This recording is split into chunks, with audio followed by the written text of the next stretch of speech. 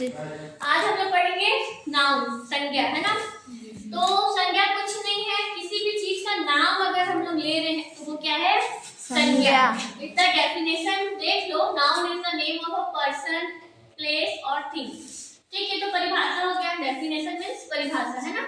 कि संज्ञा क्या है? किसी भी चीज का क्या है? नाम। वो नाम किसका हो सकता है? किसी पर्सन, व्यक्ति का हो सकता है ना।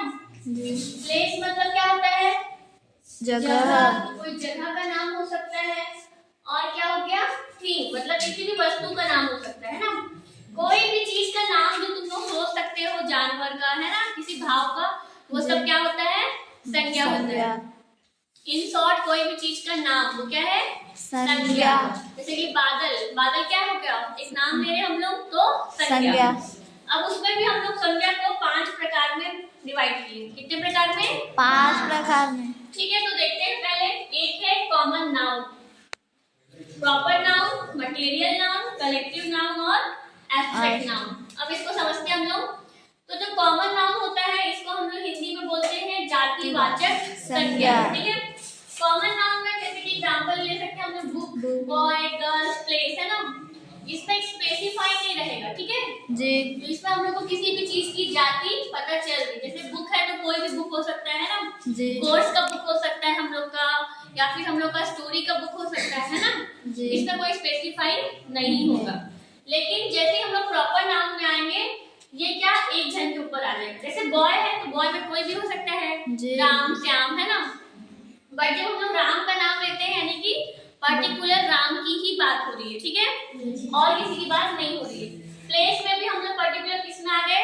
रायपुर में। ठीक, यहाँ पे मान लो रिवर होता तो रिवर में कोई भी रिवर हो जाता है ना। बट जब हम लोग बात कर रहे हैं महानदी की तो अब हम लोग कोई और नदी की बात नहीं करेंगे। ठीक, तो अगर स्पेसिफिक आ गया, ठीक है, तो वो क्या कहलाता है? हम लोग का प्रॉपर नाउन, है ना। प्रॉपर उसी पर्सन की, उसी प्लेस की बात कर रहे हैं हम लोग। क्लियर है जी। फिर है हम लोग का मटेरियल। मटेरियल पता है हम लोग मटेरियल किसको बोलते हैं? पदार्थवाचक, है ना। तो ऐसे कोई भी शब्द जिससे कि हमको पदार्थ में पता चल रहा है वो क्या कहलाएगा? मटेरियल। जैसे कि गोल्ड पदार्थ है, सिल्वर, टेबल, चेयर, जितने भी सामान है वो सब किसमें आ जाएंगे?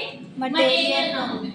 उसके बाद आता है कलेक्टिव। नाम से समझ में आ रहा है कलेक्टिव, है ना, कलेक्शन करना है। कलेक्टिव इकट्ठा, तो इकट्ठा को हम क्या बोलते हैं हिंदी में? समूह बोलते हैं, है ना।